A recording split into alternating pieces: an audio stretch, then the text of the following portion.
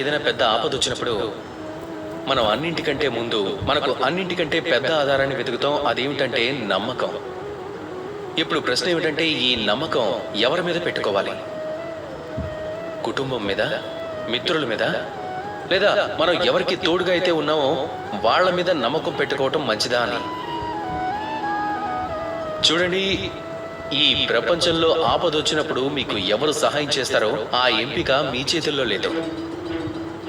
ఎవరైతే మీకు సహాయం చేయాలనుకుంటున్నారో లేదో అది ఆ వ్యక్తి చేతుల్లో ఉంది. అంటే ఎప్పుడైనా ఆపద వచ్చినప్పుడు అన్నింటికంటే ముందు దాన్ని మనమే ఎదుర్కోవాల్సి ఉంటుంది. ఇక అందుకోసం సిద్ధంగా ఉండడం అవసరం. ఆ శక్తిని, ఆ సాహసాన్ని తెచ్చుకోవడం అవసరం. చూడండి, ఎప్పుడైనా చీకటి వచ్చినప్పుడు అందరికంటే ముందు మనల్ని ఎవరు వదిలేసి వెళ్తారు? మీకున్న సొంత నీడ.